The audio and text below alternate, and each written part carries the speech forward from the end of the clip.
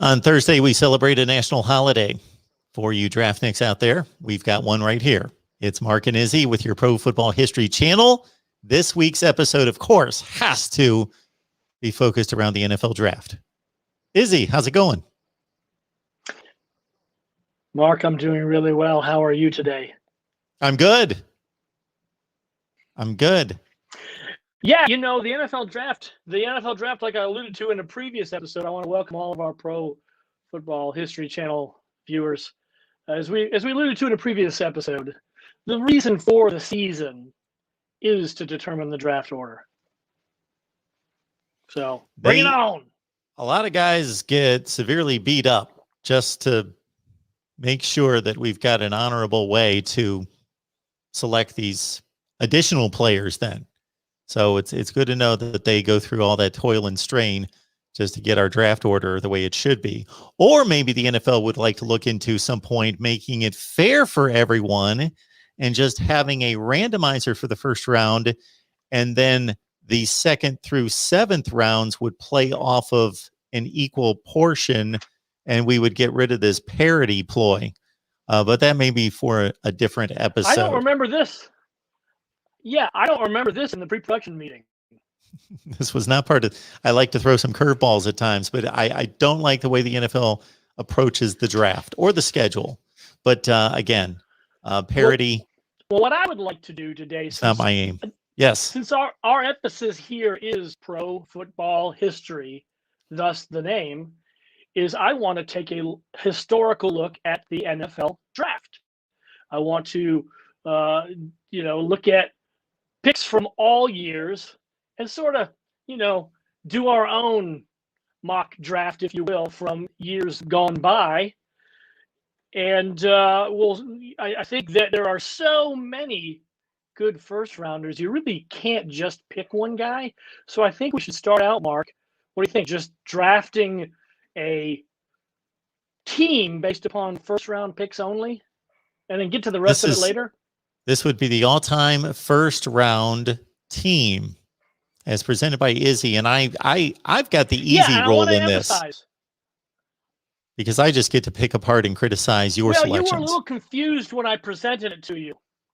That's true. That's, when I presented this to you, you're a little confused. So I want to make sure that I'm clear. When we present this to the folks out there, we're not saying this is the best ever quarterback, the best ever running back. This is from those who were drafted historically in the first round of the NFL draft. These are the best at each position.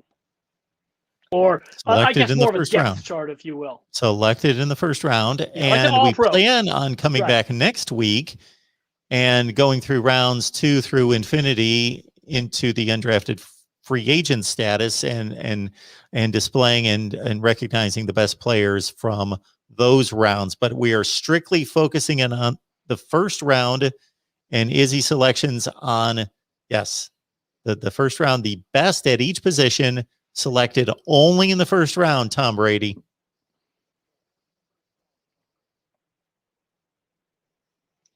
Yeah, only in the first round. So let's kick it right off, shall we? Let's get to the quarterbacks. I have, of all the number one quarterbacks, and by the way, as you can imagine, there are quite a few good ones. I have the best first round draft pick quarterback in NFL history as Aaron Rodgers. Peyton Manning. Oh, Aaron Rodgers. Peyton Manning. No, I think that came through correctly. Aaron Rodgers. Apologies to Peyton Manning and apologies to the 1983 quarterback draft class and apologies to Otto Graham.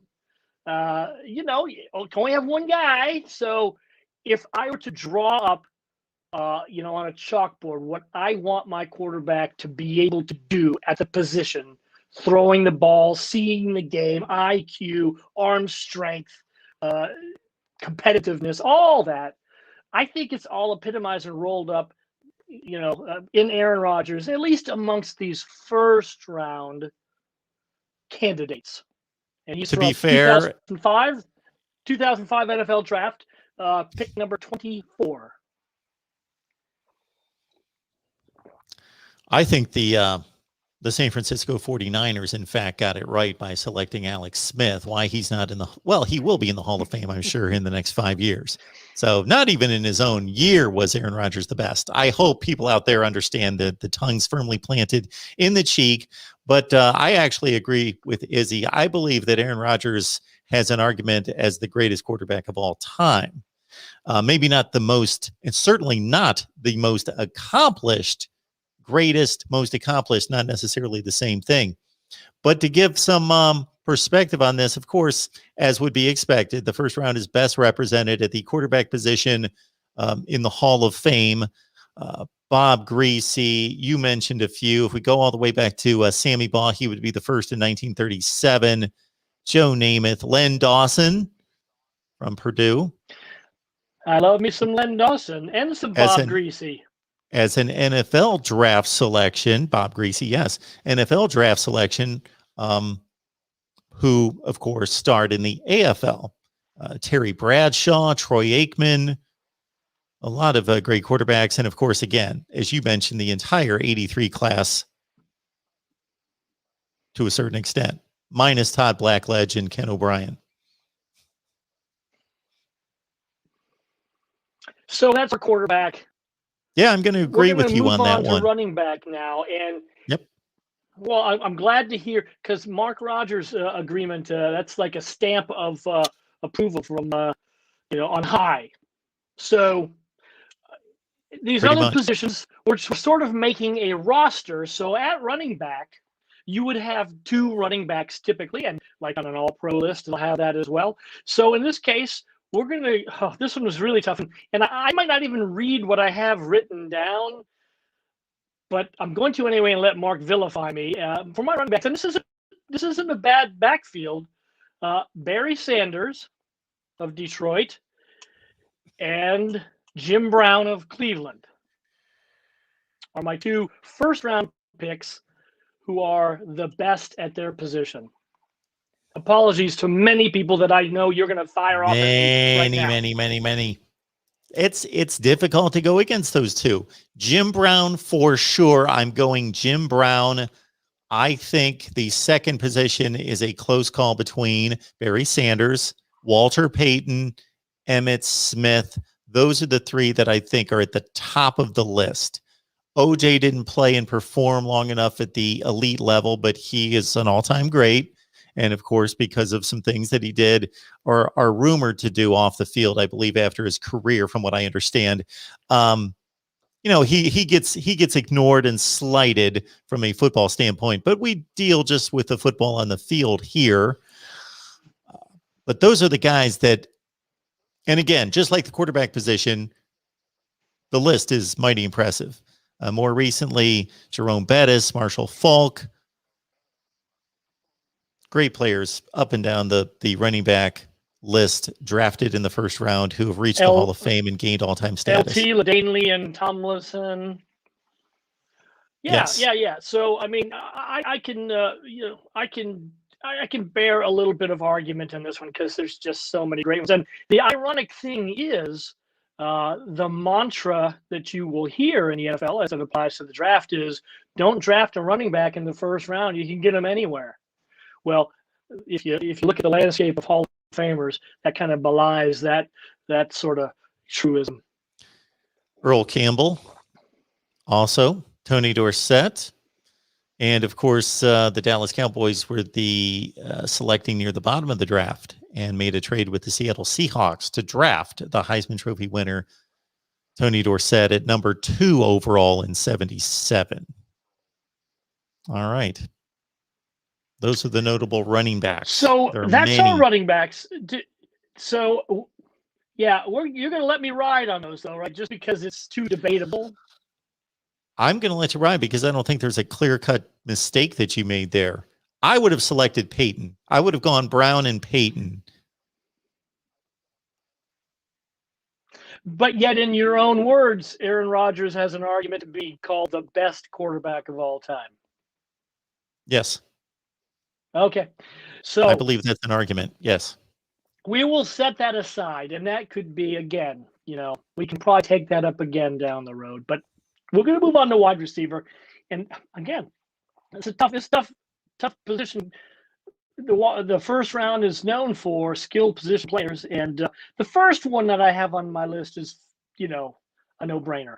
Because if you're an icon like Jim Brown was in running back, category, if you're an icon, then you're on my list. And Jerry Rice is the iconic wide receiver, if not NFL player.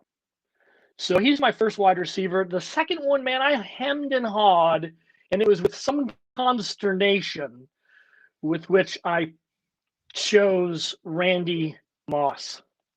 Just a very unusually skilled player and difference maker, but certainly other guys that could have taken that number 2 spot. Again, let's remind everybody out there, we're talking about first round selections. So I know that the inclination might be just to bark out a bunch of names of players that are the best at that position, but they weren't necessarily drafted in the first round, like a James Lofton. He's not at quite that level. And as you mentioned in one of our recent conversations, there is kind of the Hall of Fame class within the Hall of Fame class. The elites, the greatest of all time within the Hall of Fame class. And James Lofton, for as good as he was, isn't there. Lynn Swann is not at that category. Paul Warfield, Bob Hayes come to mind. Charlie Taylor going way back. Tim Brown, prolific numbers, but not in that category. And then a number of other great wide receivers, again, drafted below the first round. So Randy Moss, yes, Jerry Rice is the given. Randy Moss, I'm not coming up with anybody drafted in the first round to supplant Moss. So far, so good then. Yes. Well, we're in agreement. We're in agreement thus far. All right, Generally in agreement. Then let the tomatoes fly on the tight end selection. I decided that I needed to throw a little bit of old school, in here on my tight end pick. And why? Was that necessary? Borderline icon. Well, I mean, when you're talking, so close, let's bring in a little bit of the past, okay? Okay. And for the younger viewers in our audience, there's this guy from the past named Mike Ditka, who was a pretty good tight end, I think, for your Cowboys. Well, late in his career, he won a Super Bowl with the Cowboys, but he earned his living and his reputation and Hall of Fame status with the Chicago Bears. Number 5 overall pick in 1961. People say don't pick a tight end that high now, and we have a passing game, actually. Now, back in those days, they would be more of a run blocker as well. And we might see a tight end go in the top 5 this Thursday as well. But I'm sticking with Ditka. For anybody who's into stats, if you look at Mike Ditka's numbers, you'll consider them to be actually fairly respectable against this era. Not uncommon or going to blow anyone away because they played fewer games and they didn't throw the ball. But he put up numbers. He put up double-digit touchdown seasons. More recently, getting into the 70s and 80s, when the passing game did take off, you've got Ozzie Newsome, you've got Kellen Winslow. Those guys come to mind. Of course, Tony Gonzalez is the most prolific statistically and probably the best athlete at the position. Bingo. That's where you missed it. Gonzalez is the guy. No. Because when I think tight end, I think, multi-faceted, multifunctional. I don't think of Gonzalez as a great inline blocker or, I'm talking, complete tight end. Well, I haven't necessarily studied the modern era tight ends just a little bit. Sure, I understand where you're headed with that, but I've not necessarily studied the tape to be able to be taking a stance of criticism against Tony Gonzalez blocking skills. Well, look, I can certainly see why that would, in fact, I even wrote in my notes apologies to Tony Gonzalez. So, That would be Yeah. 1A. Okay. there. All right, Tony. You got some apologies, and by extension, apologies to me. Okay. Oh no, I retract those if that was perceived. So that's our skill positions. Okay. So now we move into the trenches on the offensive side of the ball. Okay. And the most glamorous of those positions is the offensive tackle. So I don't think we're going to have any dispute here, but you never know. I went with Anthony Munoz from the Bengals and Jonathan Ogden from the Ravens. Two Hall of Famers, I think, Munoz is probably the icon of the group, but Ogden might be replaceable. You're disappointing me by your accuracy thus far. I will look for further opportunities later. More recently, we've got Orlando Pace and Walter Jones, but I'm not supplanting Munoz. Or who was your second guy at tackle? Oh, Jonathan Ogden. Jonathan Ogden. Willie Rofe was really good more recently. Ron Yeri was a number 1 overall pick to the Minnesota Vikings. He played there forever, played in 4 Super Bowls. Yeah, Anthony Munoz without a doubt. And Ogden, yes, from an athletic standpoint, you would think that he surpasses those old school guys that we're bringing up, like Art Shell, for example. I think that when we move inside a little bit into the guard position, there might be some room for debate. I think Larry Allen from the Dallas Cowboys in the 90s, we might agree upon. And then my second guard is Dick Stanfel. Not a name that, is on the tips of everyone's tongues. Yeah. But he's, 1950s guard from the Detroit Lions. Okay. He was a number 19 pick overall in the first round in 1951. I was waiting for my opportunity. Fire away. And running a nuts and bolts below the surface, off the radar kind of channel that we do here, where for the nerds and the nuts out there, it would be at the guard position where it would be least likely to, surface, because you can't rely on statistics or anything else. But John Hannah is considered by many to be the greatest offensive guard in history. John Hannah, New England Patriots. You also have Larry Little. Leonard Little actually played for, he played on the other side of the ball, but Larry Little, the Miami Dolphins, on the great undefeated team. It's a great all-time guard. I'm going to go ahead and throw in the towel on this one. I'm going to wave Gene the white Upshaw. flag, and I'm going to say, yeah. And I didn't think the guard position was all that sexy.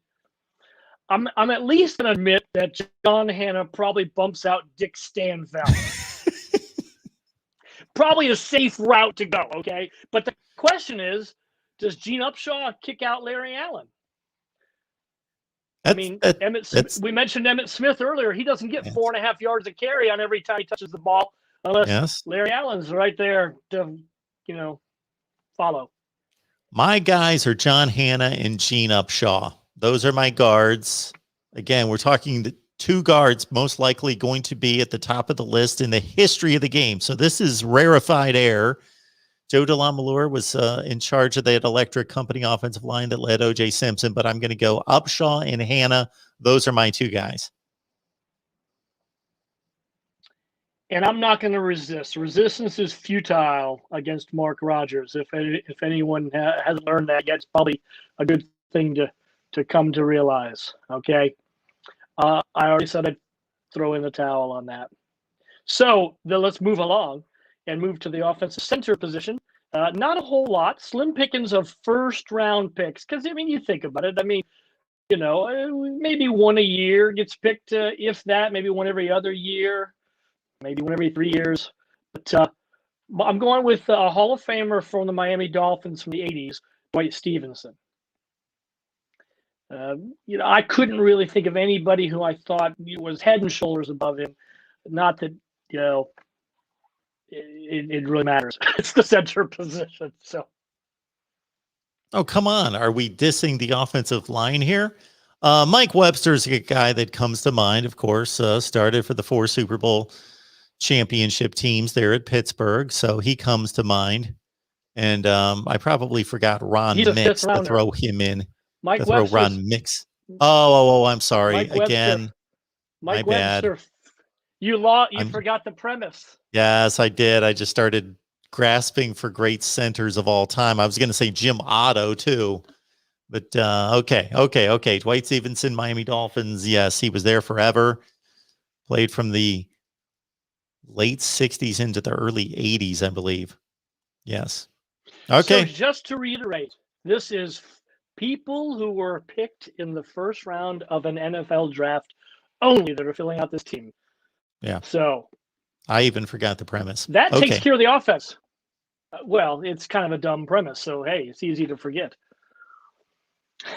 It's only a premise because when we sat down to figure out who was the best first round pick of all time, it was a fool's errand. It was impossible to do that. So we had this crazy idea. Let's create a team. And let's move on to the defensive side of the ball, shall we? Defensive tackle. Staying in the trenches, just going across the line there from the old offensive center. I picked 2 defensive tackles, Bob Lilly and Alan Page. Apologies to Randy White, Joe Green, Warren Sapp. A lot of good players. But those are my 2 guys. Alan Page for the Vikings. Those were the Purple People Eaters, weren't they? Yes, and he was, until Lawrence Taylor, he was the first and NFL MVP on the defensive side of the ball in 1971. Yes, Alan Page. I would go with Joe Green, Mean Joe, and Yeah, Page that was tough. would be I my almost did, especially because you and I grew up in that era. The Mean Joe Green, at least I did. You're a mere pup, but he used to have this Pepsi commercial, where he threw his Coke. jersey to this kid in a tunnel, and so It's a Coke commercial. Not get our soft drinks confused. That tells you how effective it was. Well, I'm a Pepsi guy, so Bob Lilly was also drafted in the second round of the AFL draft to the Dallas Texans. Opted to go to the Cowboys instead. Bob Lilly was, he was the foundation of the Dallas dynasty. He was the first great player that emerged from that startup franchise, and of course led the Doomsday Defense, the first version of it. So are we good on defensive tackle? You got nothing else to fire away at me other than Joe Green. Where do you think Warren Sapp? Do you think Warren Sapp is Warren Sapp in this conversation or not? I think he belongs in the conversation. Sure, he does. He belongs in the conversation. Yeah. He's not in my first team all-time first rounders. Fair enough. Cortez Kennedy was a really good player. And we mentioned him last time. Cortez Kennedy, it's a Hall of Fame guy as well. I mean, it's the first round's pretty. It's a pretty impressive list of folks, and it makes sense, right? But it makes me give pause. If I'm a GM, would I really want to trade out of the first round, given the numbers that we see here? Anyway, moving on to defensive end. Okay. This one was very difficult as well. I think the first name I'm going to throw at you is an icon, so probably not disputed. And then after that, okay. My first guy is Reggie White, the Minister of Defense for the Philadelphia Eagles / Green Bay Packers. And then my second guy, I kind of figured if I put Reggie White in there, I needed to put the guy who actually has more sacks than him in there as well. and that's Bruce Smith, defensive end from the great Buffalo Bills 90s teams. So this is a more glamour position because these are the guys that come off the edge and create havoc and rack up sacks more so than the defensive tackles, of course. So these tend to be more star and highlight type players. Again, the first name that came to mind was not a first rounder, so I got to get myself back in form here. Shall I go over the rules one more time for you, Mark? I think I can keep them in mind. We'll stay with the Purple People Eaters and Carl Eller. I'm not going to put him in the class of those two, but he was a first round Hall of Famer. Claude Humphrey was for the Atlanta Falcons. Who else is really discussion? Jack Youngblood? Jack Youngblood, who of course played the Super Bowl with a broken foot against the Pittsburgh Steelers. Jack Youngblood, yes. We failed to mention Merlin Olsen at defensive tackle, by the way. Hey. Oh, no. I keep thinking you can't go back. No, I keep thinking of players who aren't first round selections is what I keep doing. Yeah, I think you've covered it pretty well there at D end. I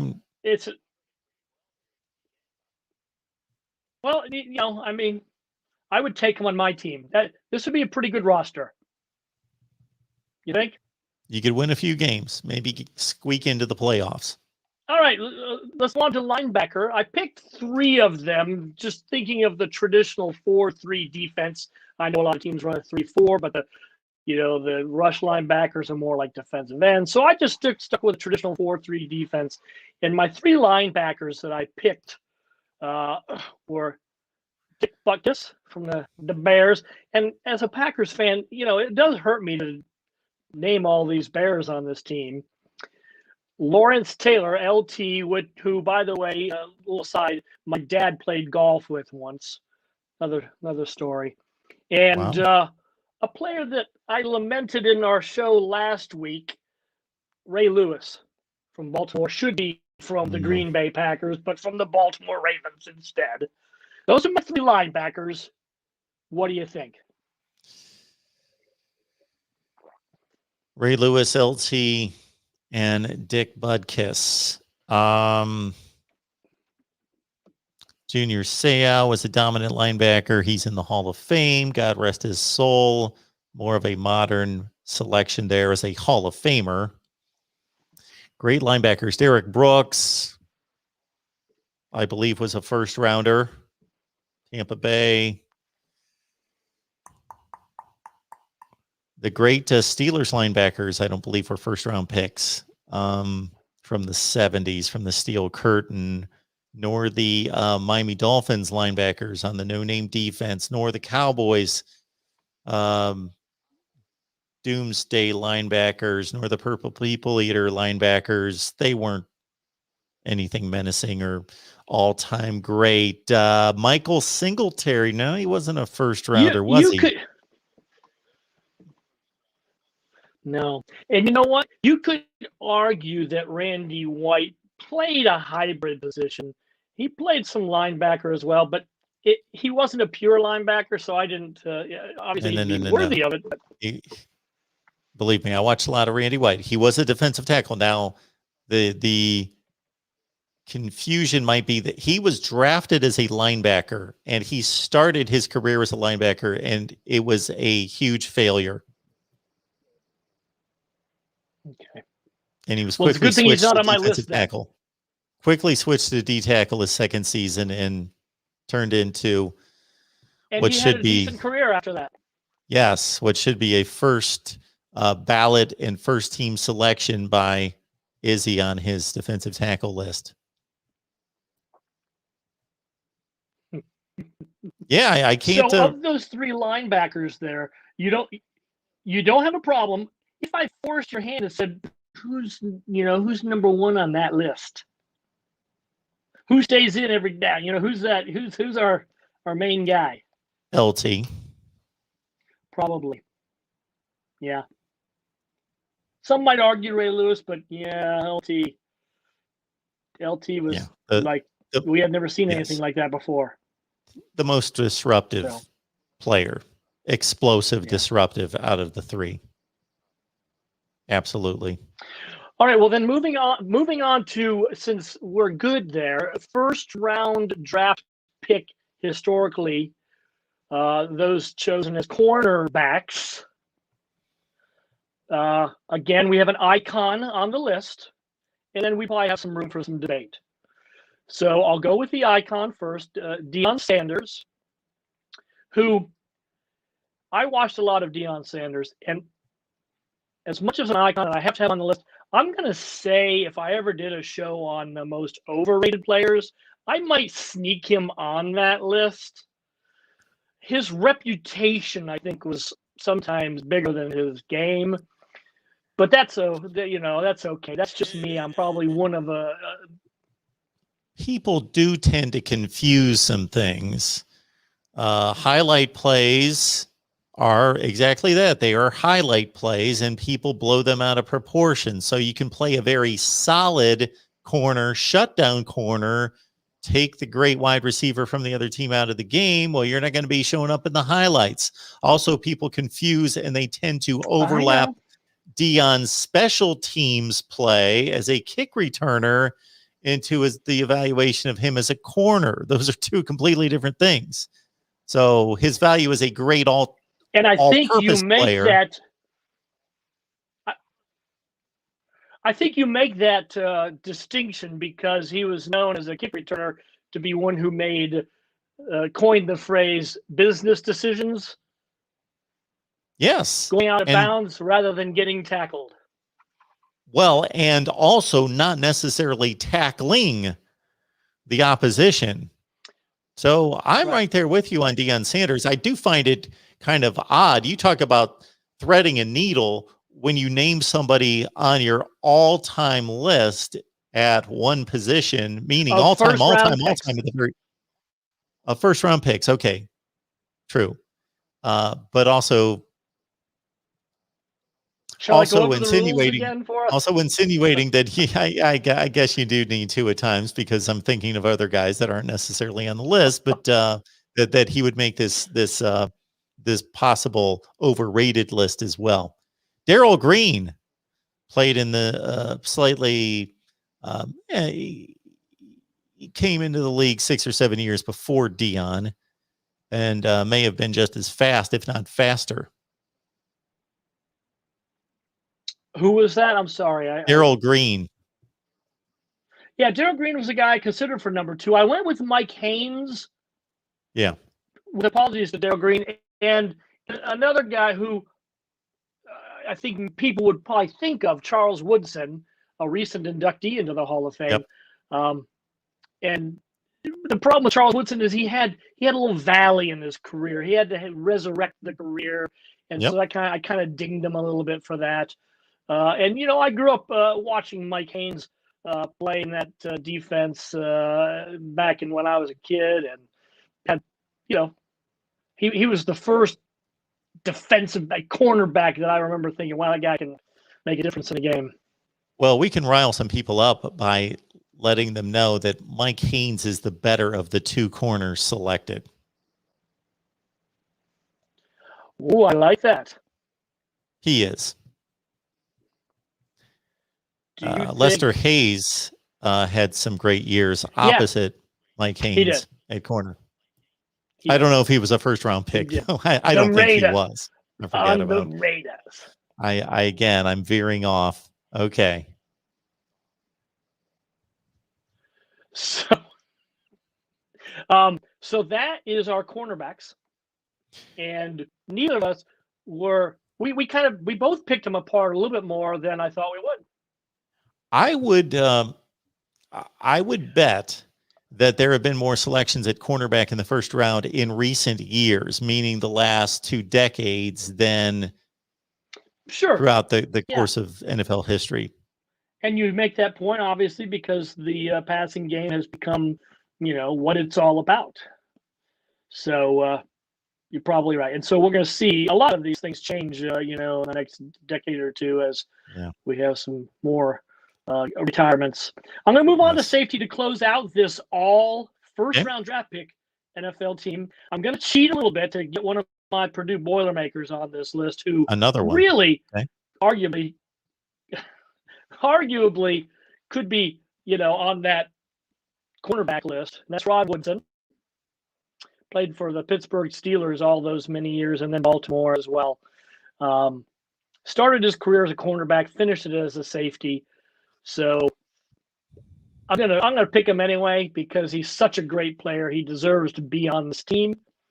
And then the other safety that I have is Ronnie Lott. I think you're going to do okay having Ronnie Lott and Rod Woodson as your safeties. Do we know if Ed Reed was selected in the first round of the draft? Ed Reed was not. No. Okay. In fact, well, let me just verify that. Okay. Yes, he was a first rounder, 24th. First round, 24th. Well, okay, yeah. So apologies to Ed Reed. Please don't come tackle me. He had 64 career interceptions as a safety. That's pretty impressive. And a good number of those years, he was what we would consider the strong safety position. Nope. So, oh boy, but who are you going to supplant? Who are you going to take off that list? Woodson or, well, Ronnie Lott's the man. Yeah, he's the icon. And yeah, I don't know. I think I go with Lott and Ed Reed. That's my choice. So Rod Woodson, first round pick, number 10 overall to the Pittsburgh Steelers, does not show up on your all-time first round draft pick list. Don't believe so. I'm going to go with Ed Reed there. Paul Krause was drafted in the second round. Okay.